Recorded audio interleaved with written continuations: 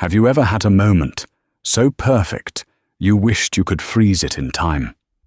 For Sophia Sterling, that moment was the soft glow of candles on her 35th birthday cake, surrounded by friends, in a home she designed, with a husband she adored. Life wasn't just good, it was flawless. But perfection is a fragile thing. What happens when the doorbell rings, and on the other side isn't a late-arriving guest, but a secret that's come to shatter everything? Stay with me as we unravel a story of betrayal that turns into a confession so shocking it rewrites an entire family's history, all while a camera was secretly streaming it to the world. The air in Sophia Sterling's home hummed with the gentle murmur of success. It was the sound of clinking champagne flutes, soft jazz spilling from hidden speakers, and the low, confident laughter of people who believed their futures were as secure as the stock market. Tonight, that sound was a symphony dedicated to her. It was her 35th birthday, and the party was a perfect reflection of the life she and her husband, Andrew, had meticulously built. Their home, a modern marvel of glass and white stone, nestled in the affluent suburb of Crestwood, was her own design. As a rising star in the architectural world, it was her masterpiece, a testament to her talent. Every clean line, every expansive window that framed the setting sun was a piece of her soul. She moved through the crowd, a vision in an emerald silk dress that matched the deep, steady green of her eyes. She smiled, accepted compliments on the house, on her dress, on the canapes. Andrew was never far from her side, his hand resting possessively on the small of her back. To everyone here, Andrew Sterling was the complete package, devastatingly handsome, with a charming smile that could disarm anyone, and the heir to Sterling and Sons, a lucrative property development empire. He was the golden son, the perfect husband. "She's outdone herself again," she heard someone whisper as she passed. "They're the perfect couple." Sophia's smile tightened for just a fraction of a second. Perfection was a heavy crown to wear. It required constant polishing.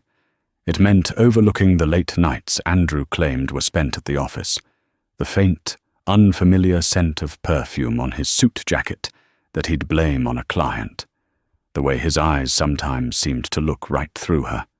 She'd told herself it was the pressure of his job, the weight of his family's legacy. She chose to believe in the perfection because the alternative was unthinkable. Her mother-in-law, Victoria Sterling, held court near the grand piano. A woman carved from ice and elegance, Victoria was the matriarch of the Sterling dynasty. Her approval was a currency Sophia had spent a decade earning. Tonight, even Victoria seemed pleased. She'd given Sophia a delicate diamond tennis bracelet, her slender, cool fingers fastening it around Sophia's wrist. "A woman of your stature deserves to be adorned, my dear," Victoria had said, her voice smooth but distant. It was the closest she ever came to a genuine compliment. Victoria's relationship with her own late husband, Arthur Sterling, had been notoriously cold, a business merger more than a marriage. Perhaps, Sophia thought, she simply didn't know how to show warmth. Andrew raised his glass for a toast. "To my brilliant wife, Sophia, the architect of my home, the architect of my happiness. 35 has never looked more beautiful. I love you." The room erupted in applause. Andrew leaned in and kissed her, a public performance of affection that felt both reassuring and slightly hollow. As she pulled back, she caught her reflection in the glass of the French doors. She saw the perfect wife, in the perfect home, with the perfect husband. A beautiful, gilded cage. Just as the caterers began to bring out the towering birthday cake, a confection of white chocolate and raspberries, the doorbell rang. It was a sharp, insistent chime that cut through the pleasant hum of the party. A few guests glanced towards the door. Andrew frowned slightly. "Were you expecting anyone else?" "No," Sophia said, a strange, prickling unease creeping up her spine. All their friends were here.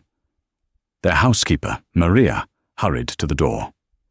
Sophia watched as she opened it, saw Maria's polite smile falter, replaced by a look of stunned confusion. A young woman stood on the threshold, silhouetted against the encroaching twilight. She was beautiful, with long, dark hair and a defiant set to her jaw. She wore a simple black dress, but it did little to conceal the gentle, unmistakable swell of her stomach. The woman's eyes scanned the room, bypassing the confused guests, and landed, with laser-like precision, on Andrew. A slow, triumphant smile spread across her lips. "Andrew," she called out, her voice clear and carrying over the now silent room. "Aren't you going to introduce me to your wife?" The symphony of success shattered into a million pieces. The gilded cage had just been blown wide open, and Sophia Sterling was standing right in the middle of the explosion. Time seemed to warp, slowing down as every head in the room swiveled in a synchronized, disbelieving arc. The jazz music, forgotten by the DJ, continued its cheerful, oblivious tune, a grotesque soundtrack to the demolition of Sophia's life. The young woman stepped inside, her heels clicking with unnerving confidence on the polished marble floor. She didn't look like a homewrecker from a soap opera. She looked like a girl you'd see at a coffee shop, young, pretty, and utterly convinced of her own righteousness. Andrew was frozen, his face a mask of pale, waxy horror. The champagne flute he held slipped from his nerveless fingers, shattering on the floor with a sound that made Sophia flinch. Champagne pooled around his expensive Italian shoes like a golden accusation. Who are you?" Sophia's voice was a whisper, barely audible, but in the tomb-like silence of the room, it echoed. The woman's gaze shifted to Sophia. There was no sympathy in her eyes, only a chilling sort of pity. "My name is Chloe, and I'm carrying Andrew's baby." A collective gasp rippled through the guests. It was a physical, visceral sound of shock. Sophia felt the blood drain from her face, a cold, dizzying rush that made her grip the edge of a nearby table to keep from collapsing. She looked at Andrew, desperately searching his face for a denial, for a laugh, for anything to signal that this was some kind of cruel, elaborate joke. But she found nothing. Only guilt. Blazing, undeniable guilt. "Andrew, tell her to leave," Sophia managed, her voice trembling with a rage that was beginning to eclipse the shock. Chloe laughed, a short, sharp sound devoid of humor. "Oh, he can't do that. You see, he's been telling me for the last 9 months that he was going to leave you." She took another step forward, her hand resting protectively on her stomach. "He said the marriage was a sham, a business arrangement. He said you were cold, career-obsessed. He said he loved me." Each word was a hammer blow, systematically dismantling the foundation of Sophia's 10-year marriage. The friends who had been celebrating her moments before now stared with a mixture of horror and morbid curiosity. They were no longer guests. They were spectators at a public execution. "Get out of my house," Sophia said, her voice gaining a sliver of strength. "I think you mean our house," Chloe retorted, her eyes sweeping over the high ceilings and expensive art. "Or at least it will be. My son deserves to be raised in his father's home." Andrew finally found his voice, but it was a strangled, pathetic thing. "Chloe, this is not the time or the place." "When is the time, Andrew?" She shot back, her voice rising. "You keep putting it off. I'm 5 months pregnant. I'm done waiting in the shadows while you play the perfect husband to her. Everyone here deserves to know the truth. This man, this pillar of the community, is a liar and a cheat. To cement her claim, Chloe reached into her purse and pulled out her phone. With a few taps, she turned the screen towards the horrified crowd. It was a picture of her and Andrew laughing together on a boat, the sun glinting off the water. Andrew's arm was draped around her, his smile unguarded and genuinely happy in a way Sophia hadn't seen in years. It was followed by a screenshot of a text message, ostensibly from Andrew. "Just get through this stupid party, then I'm all yours, I promise. Love you." The evidence was irrefutable. The betrayal was absolute. Sophia's best friend, Sarah, rushed to her side, wrapping a protective arm around her. "Let's get you out of here, Sophia." But Sophia couldn't move. She was paralyzed, watching the life she knew burn to the ground. She looked past Andrew, past the intruder, to her mother-in-law. Victoria Sterling stood perfectly still, her expression unreadable. She wasn't looking at her distraught son or the humiliated wife.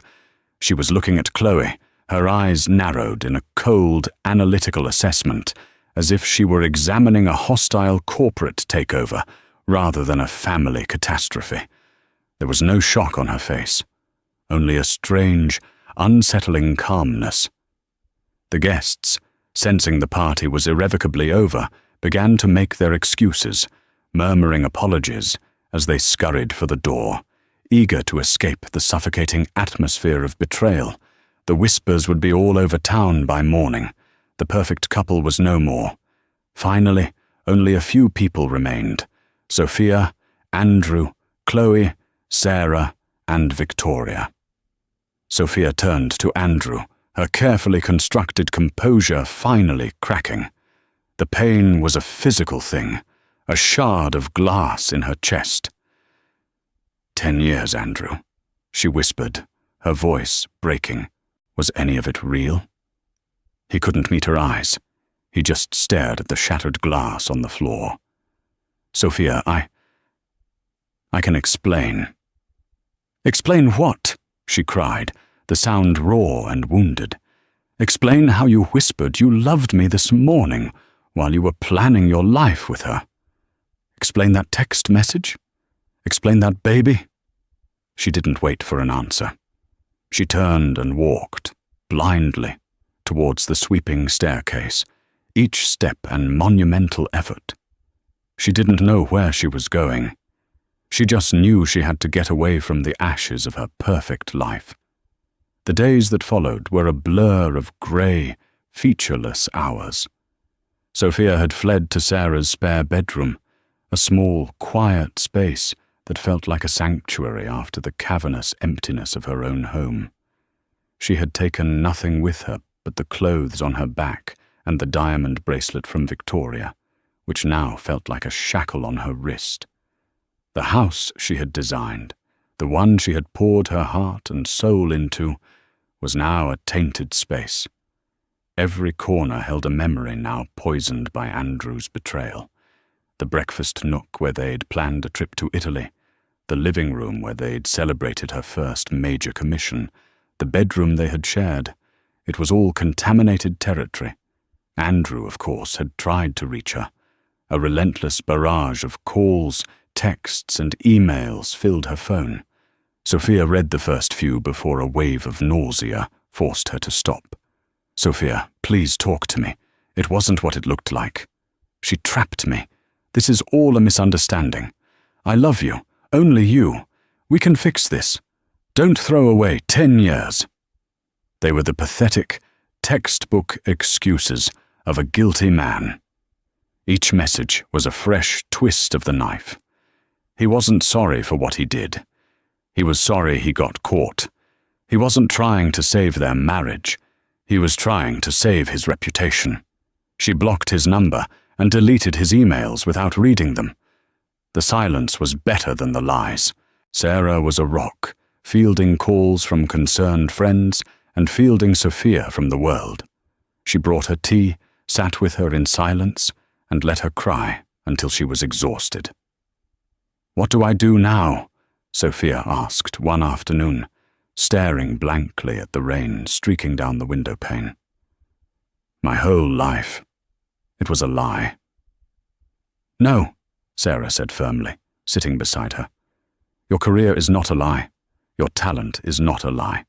The friendships you have are not a lie. He was the lie, Sophia, and you're better off without him. But it didn't feel that way. It felt as if a vital part of her had been amputated without anesthesia. She had built her identity around being Mrs. Sterling, the wife of a powerful man, one half of a perfect couple. Who was she without him? The question terrified her. The gossip, she knew, was rampant. She could only imagine the phone calls, the whispers at the country club, the pitying looks. Did you hear about the Sterlings? At her own birthday party, no less. So tragic. Her humiliation was now public entertainment. 1 week after the party, an unexpected call came through. The caller ID read, Victoria Sterling. Sophia's first instinct was to ignore it. She couldn't face her mother-in-law. She couldn't bear to hear Victoria's disappointment, or worse, her attempts to defend her precious son. But something made her answer. Hello, Victoria. Her voice was flat, devoid of emotion. Sophia. Victoria's tone was as crisp and cool as ever. There was no preamble, no awkward apology for Andrew's behavior. I need to see you. Can you meet me for tea tomorrow? The Willow Creek Tea Room at 2 o'clock. It wasn't a request. It was a summons. Sophia was about to refuse when Victoria spoke again, her voice lowering slightly. This is not about defending Andrew. I assure you, my son's infidelity is the least of my concerns right now. This is about the future of the Sterling family. And whether you know it or not, you are still a part of that. There are things you do not understand, Sophia. Things that were set in motion long before you ever met my son. The words were cryptic, chilling. What could be more important than the public implosion of her son's marriage and an illegitimate grandchild on the way? What did she mean? The least of my concerns. Against her better judgment, a flicker of curiosity ignited within her. Victoria had been so strangely composed at the party, so unnaturally calm. It wasn't the reaction of a mother whose son had just been exposed. It was the reaction of a chess player watching her opponent make a predictable, foolish move. What things? Sophia asked, her voice cautious. Not on the phone, Victoria said firmly. Tomorrow, 2 o'clock. Please, Sophia. I wouldn't ask if it weren't a matter of the utmost importance. The use of the word please was so uncharacteristic for Victoria that it shocked Sophia more than anything else. In 10 years, she had never heard her mother-in-law say it. All right, Sophia heard herself say. I'll be there. After she hung up, she stared at her phone, a deep sense of foreboding settling over her. Victoria Sterling was not a woman who engaged in idle drama. She was a woman who dealt in power and secrets, and Sophia had the unnerving feeling that the carefully polished stones of the Sterling family facade were about to be overturned, revealing something far older and darker than a simple affair. The Willow Creek Tea Room was a place of quiet, old-world elegance. It was all hushed tones, polished silver, and the delicate scent of bergamot and baked scones. It was Victoria's territory. Sophia felt out of place in her simple grey sweater and trousers, feeling as though the misery of the past week was a shabby coat she couldn't take off. Victoria was already seated at a secluded corner table, a single cup of Earl Grey before her. She looked as immaculate as ever in a cream-coloured Chanel suit, not a single silver hair out of place. She watched Sophia approach, her dark eyes giving nothing away. "Thank you for coming, Sophia," she said, gesturing to the chair opposite her. Sophia sat, her hands clasped tightly in her lap. I'm not sure why I'm here, Victoria. If this is about convincing me to take Andrew back." "It's not," Victoria cut her off, her voice sharp. "Let me be perfectly clear. What Andrew did was a disgrace. It was weak, common, and beneath the Sterling name. He has disappointed me more than you can possibly imagine." The word surprised Sophia. She had expected excuses, pleas for family unity, not outright condemnation. A waitress appeared, and Sophia numbly ordered a chamomile tea. When they were alone again, Victoria leaned forward slightly, her voice low and conspiratorial. "Sophia, our family, the Sterling Empire, was not built on love matches. It was built on strategy, strength, and the meticulous maintenance of our reputation. My marriage to Arthur was one such arrangement. He was a brilliant but deeply cruel man. He controlled everything and everyone in his orbit, including me." This was a shocking admission. Victoria never spoke of her late husband in anything but reverent, respectful tones. "He was difficult," Sophia offered cautiously. Victoria let out a dry, mirthless laugh. "Difficult? Arthur was a tyrant who wore a bespoke suit. He saw people as assets or liabilities. There was no in-between. I stayed for one reason, and one reason only: Andrew. I was determined that my son would not be the man his father was.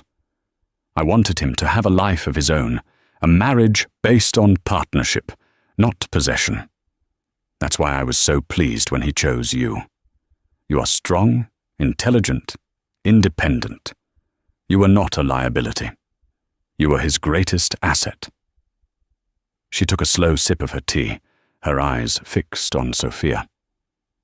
"To see him throw that away for a cheap, foolish affair, it is not just a betrayal of you. It is a betrayal of the 40 years I spent enduring his father." Sophia didn't know what to say. She was seeing a side of her mother-in-law she never knew existed, a woman who had been trapped, who had sacrificed, who was now watching her life's work crumble. "That girl, Chloe," Victoria continued, her voice hardening. "I did not believe her appearance was a coincidence. The timing was too perfect, the execution too theatrical. So I had her investigated." "You what?" "I have people, Sophia. People who are very good at finding information. Chloe is not some lovesick girl who was swept off her feet. She is a cocktail waitress with a history of targeting wealthy, married men. But this is different. 2 months ago, a large anonymous deposit was made into her bank account. A deposit far too large to be a simple gift from my son." Sophia stared at her, horrified. "You think someone paid her to do this?" "I am certain of it," Victoria stated. "Someone wants to destroy the Sterling family. They used my son's weakness as the key to unlock the door. By creating a public scandal and introducing a potential heir, they could trigger clauses in the family trust, challenge Andrew's leadership at the company, and send our stock into a free fall. This was never about love. It was a corporate attack disguised as a personal drama. The scale of the deception was staggering. It was far bigger and more sinister than a simple affair." "Who?" Sophia whispered. "Who would do that?" "I have my suspicions," Victoria said, her lips thinning into a hard line. "A disgruntled cousin, a business rival. Arthur made many enemies. But suspicion is not proof, which is why I need your help." "My help? What can I possibly do?" Here it was, the true purpose of this meeting. Victoria laid out her plan with the cool precision of a general planning a battle campaign. "I am arranging a family meeting at my house in 2 days. Andrew will be there. I will ensure Chloe is there as well. I want you to be there too." "Absolutely not," Sophia said, standing up. "I will not be in the same room as them. I will not be a part of your family games, Victoria." "Sit down, Sophia," Victoria commanded, her voice like steel. Sophia, to her own surprise, found herself obeying. This is not a game. This is about taking back control. I have a way to expose this entire conspiracy, to neutralize Chloe, and to force Andrew to confront the consequences of his actions in a way he never has before. But it will only work if you are there. I need you to be the wronged party, the victim. Your presence gives the entire event its moral authority. And what do you get out of it? Sophia asked, her eyes narrowed. You save the company, the family name. Yes, Victoria admitted without hesitation. But I also get to free myself from the legacy of Arthur Sterling once and for all. And I want to give you the truth. All of it. After that, what you choose to do, whether you divorce Andrew, take him for every penny he has, or never speak to any of us again, will be your decision, made with all the facts. I owe you that. She reached across the table and, for the first time ever, placed her cool hand over Sophia's. I have one more thing to ask of you. It will seem strange, but you must trust me. During this meeting, I will be setting up a camera. It will be live streaming to a private, invitation-only group. It's for insurance. No one will know but you and me. Can you trust me, Sophia? Just this once? A live stream? The idea was bizarre, theatrical. What could Victoria possibly be planning that needed to be broadcast? Sophia's mind reeled. This was a descent into a world of corporate espionage and family secrets she had never known existed. Her personal heartbreak was just a pawn in a much larger, more dangerous game. She looked into Victoria's eyes and saw a flicker of something she had never seen before. Desperation. The untouchable matriarch was on the edge of a precipice. Perhaps it was the desire for answers, or perhaps it was a dark, unbidden need to see Chloe and Andrew face a reckoning they couldn't escape. Whatever it was, Sophia made a decision. Fine, she said, pulling her hand away. I'll be there. But I'm not doing it for Andrew, or for the Sterling name. I'm doing it for me. A small, almost imperceptible smile touched Victoria's lips. That's all I ask. Victoria's home was nothing like the modern, airy space Sophia had built. It was an old-world mansion, a fortress of dark wood, heavy velvet drapes, and ancestral portraits whose eyes seemed to follow you down the long, echoing halls. It was a house that kept its secrets well. Sophia arrived exactly on time, her heart a cold, heavy knot in her stomach. She had chosen her armor carefully, a sharply tailored black pantsuit that projected an aura of professionalism and emotional distance she did not feel. Sarah had tried to talk her out of it, calling it a suicide mission, but Sophia's resolve was firm. She needed to see this through to the end. A grim-faced butler led her to the library. The room was just as imposing as the rest of the house, lined with floor-to-ceiling bookshelves, filled with leather-bound volumes that looked as if they hadn't been touched in a century. A fire crackled in the hearth, casting long, dancing shadows on the walls. They were all there, arranged like pieces on a chessboard. Andrew stood by the fireplace, his face haggard and pale. He looked as though he hadn't slept in days. When he saw Sophia, he took a step towards her, his mouth opening as if to speak, but she gave him a look so frigid it stopped him in his tracks. Chloe was seated in a wing-back chair, the picture of smug confidence.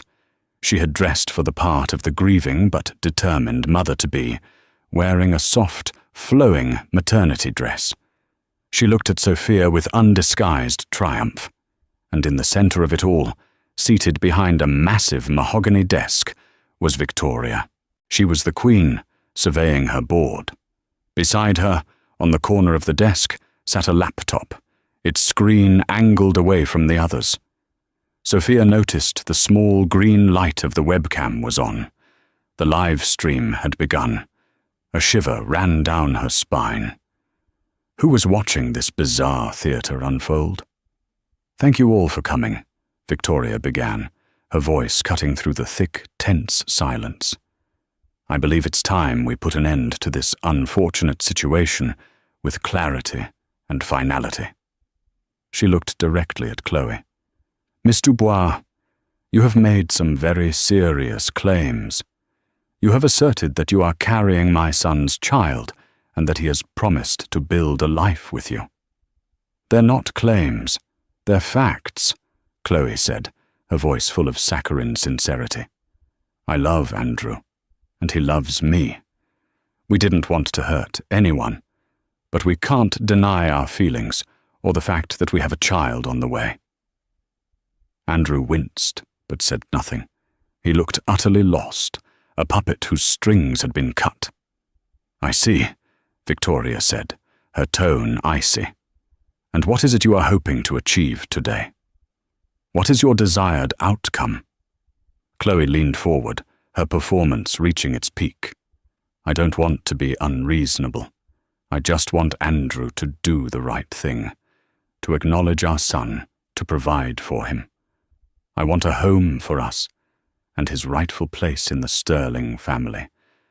I'm willing to be discreet for a generous settlement." There it was, the demand, the end game. Sophia felt a surge of white-hot anger. To see her marriage, her life, reduced to a financial negotiation was a profound insult. She remained silent, remembering Victoria's instructions. She was here to be a witness, not a participant. "A settlement," Victoria repeated, tasting the word as if it were poison. She turned her cold gaze on her son. "Andrew, do you have anything to say to this? Do you love this woman? Did you promise to leave your wife for her?" Andrew's eyes darted between the three women, his formidable mother, his betrayed wife, and his pregnant mistress. He was trapped, and he knew it. "Mom, it's complicated," he stammered. "I made a mistake, a terrible mistake. Chloe, I never said I would leave Sophia. I was confused." "Confused?" Chloe shrieked, her mask of civility slipping. "You liar! You told me you loved me. You told me she meant nothing to you. You sent me that text from her birthday party." The argument devolved into a sordid, ugly exchange. Chloe accusing, Andrew denying, his lies becoming more tangled and pathetic with every sentence. Sophia watched it all with a strange sense of detachment. The pain was still there, a dull, constant ache, but it was now overlaid with a profound sense of disgust. This was the man she had loved, this weak, cowardly stranger. Throughout the entire ugly spectacle, Victoria remained perfectly still. She let them argue, let the accusations fly, let the whole sordid mess spill out onto the Persian rug. She was allowing them to dig their own graves. Finally, when Chloe was breathless and Andrew was a sweating, stammering mess, Victoria held up a single manicured hand. The room instantly fell silent. "Enough," she said, her voice quiet, but ringing with absolute authority. She turned the laptop on her desk so that its screen was visible to everyone. It showed a simple video conferencing grid, but the squares weren't empty. They were filled with the faces of the Sterling family's most influential board members, lawyers, and key relatives from across the country. Their expressions were grim and horrified. Chloe's face went white. Andrew looked as if he was going to be physically sick. "As you can see," Victoria said calmly, "the board of Sterling & Sons, along with our family council, has been present for this entire conversation. I felt it was important for them to have a full and transparent understanding of the situation threatening the stability of our company." She then turned her attention back to the desk, clicking a mouse. A new window popped up on the screen, showing bank statements. And this This is a record of the anonymous payment of $250,000 into your account, Miss Dubois, traced back to an offshore shell corporation owned by the Cromwell Group, our biggest competitor." Chloe stared at the screen, her mouth opening and closing like a fish. The color had completely drained from her face. She was exposed. The trap had been sprung. But Victoria wasn't finished. She wasn't looking at Chloe anymore. Her gaze was fixed, with a deep and unsettling sadness, on her son. "The truth is," Victoria said, her voice suddenly heavy with a sorrow that seemed ancient, "this entire charade is based on a lie. But the lie is not the one you think. The lie is much, much older." She took a deep breath, steeling herself. "Andrew, you are worried about Chloe's son having a rightful claim to the Sterling family? He has as much of a claim as you do, which is to say, none at all, because Arthur Sterling was not your father." The silence that followed Victoria's declaration was absolute. It was a silence so profound it felt like the world had stopped spinning on its axis.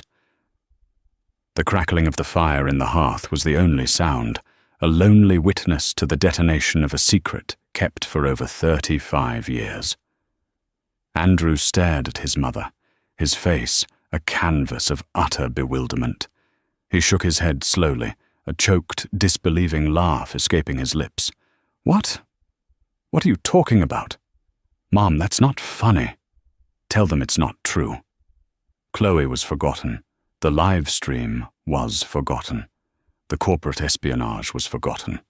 All that existed in that room was the chasm that had just opened between mother and son. Victoria's expression was one of profound, weary sadness. The iron mask of the matriarch had fallen away, revealing a woman Sophia had never seen before. A woman who was exhausted from carrying a burden for a lifetime. "I wish it weren't true, Andrew. God, I have wished that every single day of your life," she said, her voice trembling for the first time. "But it is." She began to speak, not just to Andrew, but to the room, to the silent, watching faces on the computer screen, and perhaps to herself. Her voice was low and steady, a confessional tone that demanded silence. "Before I was Victoria Sterling, I was Victoria Davenport. My family was wealthy, but your grandfather, Arthur, came from old established power. To my parents, the marriage was the ultimate merger. They saw it as a transaction, and I was the asset being traded. But I was in love with someone else." She looked away, her eyes focused on a distant memory. "His name was Davis. He was an artist. He had nothing to his name but a brilliant talent and a heart that saw me, not my family's fortune. We were going to run away together. But my parents found out. They threatened me. They threatened to ruin him. They forced me to end it. They pushed me into Arthur's arms." Sophia watched, mesmerized. This was the story behind the cold, distant woman she thought she knew. A story of lost love and a gilded cage far more terrible than her own. "The week before the wedding," Victoria continued, her voice dropping to a whisper, "I met with Davis one last time to say goodbye.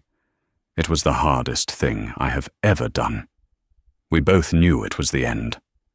What I didn't know, what I wouldn't realize until 2 months later, was that our goodbye had left me with a part of him."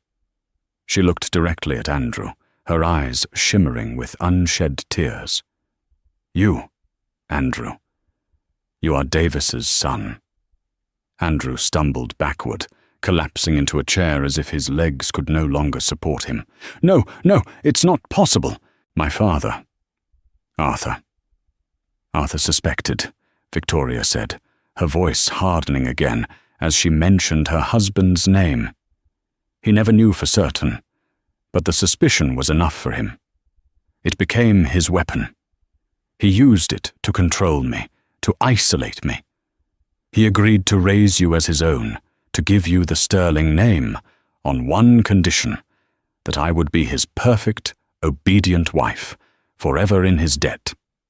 He never loved you, Andrew. He saw you as my failure, my permanent sin. The cruelty he showed you, the impossible standards he set for you. It was his way of punishing me, through you. Suddenly, Andrew's entire life was reframed. His desperate need for his father's approval, Arthur's cold and constant criticism, the feeling that he could never quite measure up, it all clicked into place with horrifying clarity. He wasn't a disappointing son. He was a hated symbol of his mother's one act of defiance. He was the son of a ghost. Sophia felt an unexpected pang of pity for this man who had betrayed her so deeply. His entire identity, the heir, the golden boy, the Sterling scion, was a complete and utter fabrication. The foundation of his life was a lie told to protect his mother and weaponized by the man he called his father. Victoria then turned her attention back to the stunned face of Chloe on the screen. So you see, Miss Dubois, your scheme was flawed from the very beginning. You came here threatening to expose a secret heir to the Sterling fortune. But the man you had an affair with was never the true heir in the first place. Your child has no claim. You have no leverage. She closed the laptop with a soft, final click, severing the connection to the horrified onlookers. The private family drama was over. The public confession was complete. Chloe stared, her mouth agape, the color rushing back to her face in a wave of panicked fury. Her plan, her payday, her entire future had just evaporated. She had been played by a master. You're lying, she stammered, scrambling for purchase. This is just some crazy story to get out of paying me. Believe what you wish, Victoria said, rising from her chair. She was no longer just the matriarch. She was a woman unshackled. A DNA test will be arranged for Andrew. The results will be made public to the board. The truth will come out. Now, I suggest you leave my home. The butler will show you out. Chloe looked from Victoria's implacable face to Andrew's broken form, and finally to Sophia's stunned silence. There was no one on her side. No angle left to play. Her gamble had failed in the most spectacular way imaginable. Without another word, she grabbed her purse and fled the room, her hurried footsteps echoing her defeat in the grand, silent hall. The library was still again. Andrew sat motionless, his head in his hands, his shoulders shaking with silent sobs. He was a king who had just learned his castle was made of sand. Victoria walked over to the window, looking out at the manicured gardens her husband had loved, but she had always hated. She had just set fire to her own life and to her son's to finally escape the prison Arthur Sterling had built around her. And Sophia stood in the middle of the wreckage, no longer just a wronged wife.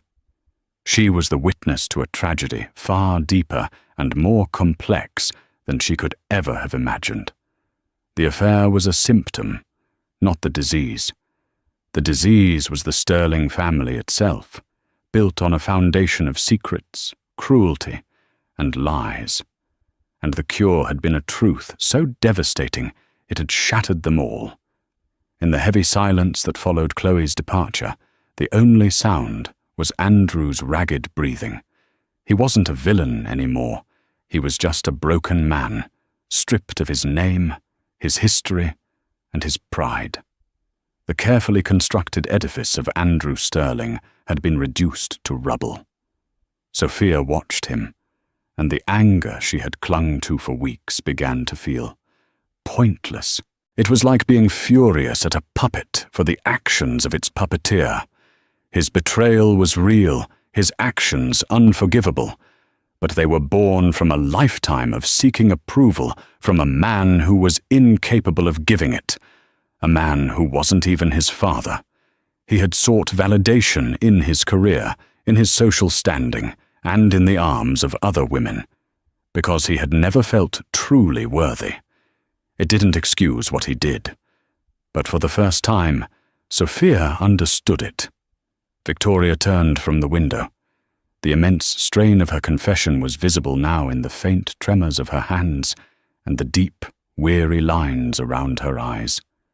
She looked at Andrew, not with pity, but with a complex mix of sorrow and resolve. "The board has been informed," she said, her voice softer now. "They will call an emergency meeting. Your position as CEO will be untenable for the time being." She paused. "I have already begun the legal process to have you formally recognized as my son and my sole heir. The Sterling name may have been a lie, but my fortune is very real. You will not be left with nothing." It was a practical, logistical statement, but it was also an act of love. A mother cleaning up the debris after a necessary demolition. Andrew looked up, his eyes red and lost. "Who was he?" he whispered. "My real father, Davis. He was a good man," Victoria said quietly. "He passed away from cancer 10 years ago. I followed his career from a distance. He became quite well known. He married, had a daughter. I am told he was very happy." The finality of that statement hung in the air. There would be no reunion, no chance for Andrew to meet the man whose blood ran in his veins. He was, and would always be, an orphan to his own history. Finally, Sophia knew it was time for her to leave. This was a private grief, a family reckoning that no longer included her. She turned to go, but Victoria's voice stopped her. "Sophia." Sophia faced her. The two women looked at each other, a silent understanding passing between them. They were both survivors of the Sterling legacy, in their own ways. "Thank you," Sophia said simply. It felt like an inadequate phrase for the cataclysmic truth she had just witnessed, but it was all she had. "I didn't do it for you, or even for Andrew," Victoria replied, her honesty unwavering. "I did it for me. I have lived in Arthur's shadow for 40 years. I have choked on this secret for 35. I refused to let his ghost and some opportunistic little girl be the ones to finally burn this house down. I chose to light the match myself." She walked over to Sophia, her gaze direct. "What you do now is your choice. You have every right to divorce him. In fact, I would advise it. You deserve a life that is not built on the dust of a demolished house. Start over. Build something new. It's what you're good at." In that moment, Sophia felt a profound and unexpected respect for her mother-in-law. Victoria was not just a cold matriarch. She was a woman of incredible, terrifying strength who had just reclaimed her own life, no matter the cost.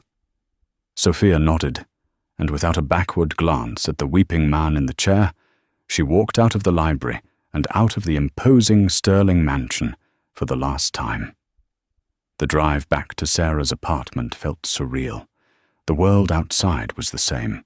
Cars driving, people walking their dogs. But her own world had been fundamentally altered. She didn't know what the future held. The divorce was inevitable. Andrew had to embark on a journey to figure out who he was without the Sterling name, without his father's ghost haunting him. Maybe one day he would become a man she could respect again, but she knew he could never again be a man she could love. The trust was not just broken, it had been built on a foundation that never existed. Her own future, however, felt clear. The weight of maintaining the perfect life was gone. The pressure to live up to the Sterling name was gone. All that was left was her, Sophia, the architect. She thought of Victoria's final words, "Build something new." And for the first time in weeks, Sophia Sterling smiled. It wasn't a big smile, but it was real. It was the smile of a woman who had just been handed a blank blueprint. The demolition was over. It was time to start designing. The 3 weeks that followed the confession were strangely quiet. The world, which had tilted so violently on its axis, had settled into a new, unfamiliar alignment. For Sophia, the silence was a balm. She had moved out of Sarah's guest room and into a minimalist, sun-drenched loft in the city's arts district. It was a space of clean lines, polished concrete floors, and a single, massive, floor-to-ceiling window that looked out over the sprawling, energetic pulse of downtown. It was the antithesis of the Sterling mansion, a space that held no secrets, no ghosts, only potential. She had spent her days doing the one thing that had always centered her. She designed. With charcoal pencils and vast sheets of architectural paper spread across a simple drafting table, she drew. She wasn't designing homes for the wealthy elite. She was sketching concepts for a new public library, a women's shelter, a community arts center. She was pouring her pain, her confusion, and her burgeoning sense of freedom into structures meant to serve, to shelter, to inspire. It was a form of therapy, a way of reclaiming her identity, not as a Sterling, but as a creator. The public fallout, however, had been anything but quiet. The business world was a hornet's nest of speculation. It started with a terse press release from Sterling & Sons announcing Andrew Sterling was taking an indefinite leave of absence for personal reasons. This was followed by financial news reports detailing a sudden, dramatic shake-up on the board. Victoria Sterling, once a silent power, had emerged from the shadows. Financial columnists wrote lengthy pieces analyzing her brilliant, ruthless maneuver. She hadn't just saved the company from a hostile takeover by the Cromwell Group. She had consolidated her power, purged the board of anyone whose loyalty was questionable, and stabilized the stock after an initial panic. She had burned down the patriarchy of her late husband and rebuilt the empire in her own image. Sophia's lawyer, a sharp, empathetic woman named Catherine, had handled the divorce proceedings with quiet efficiency. As Victoria had predicted, there was no fight. Andrew's legal team sent a single, brief response.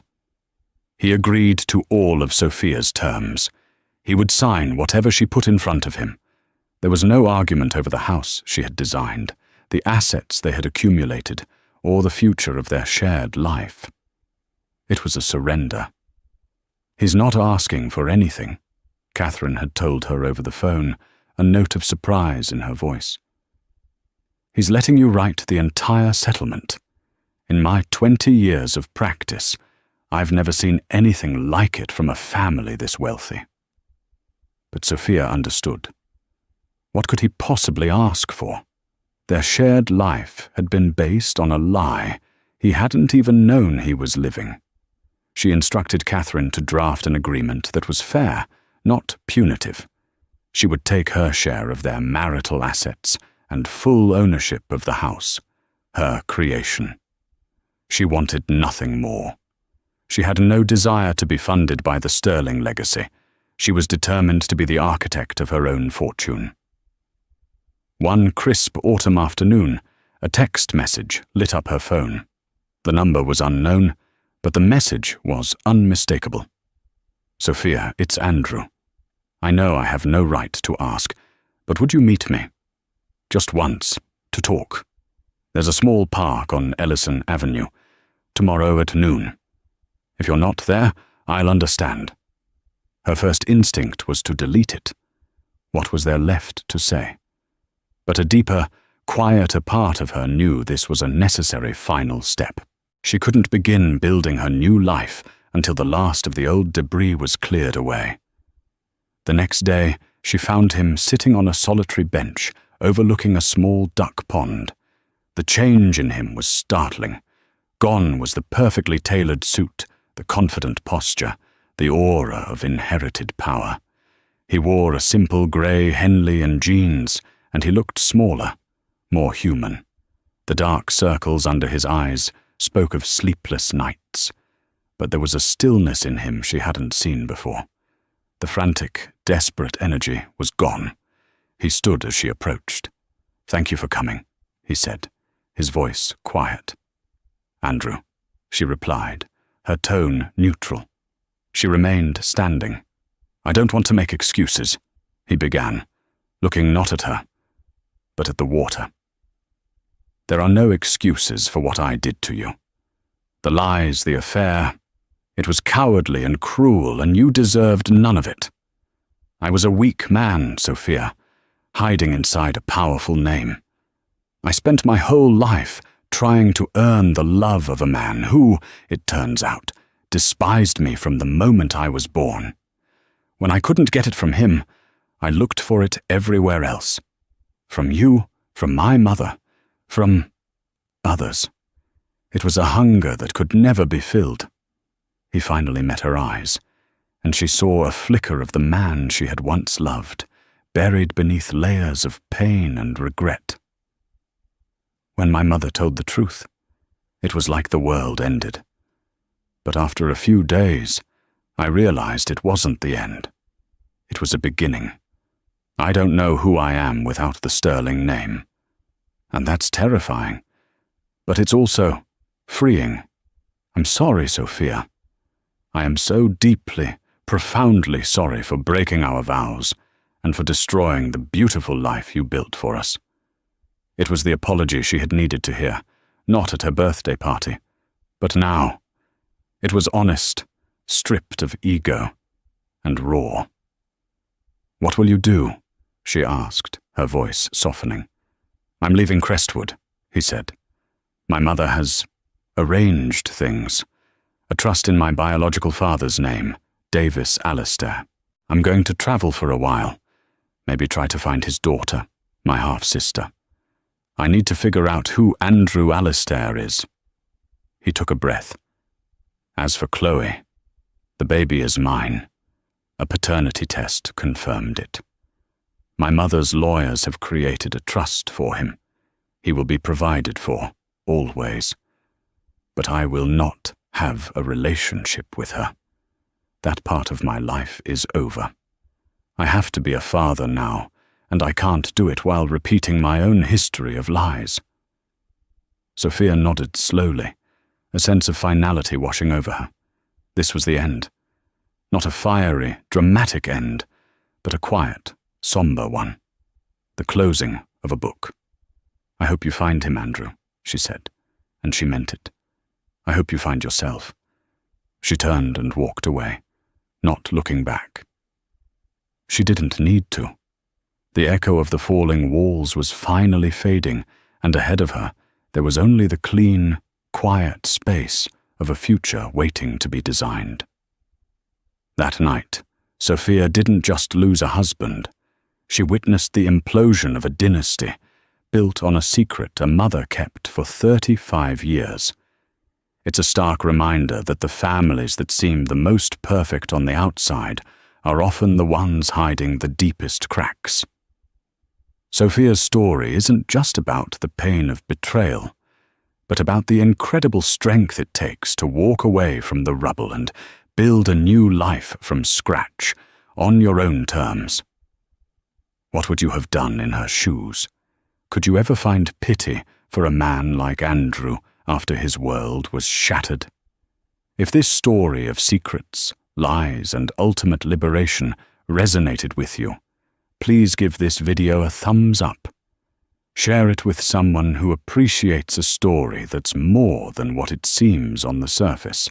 And don't forget to subscribe and hit the notification bell so you won't miss our next real-life drama. Thank you for listening.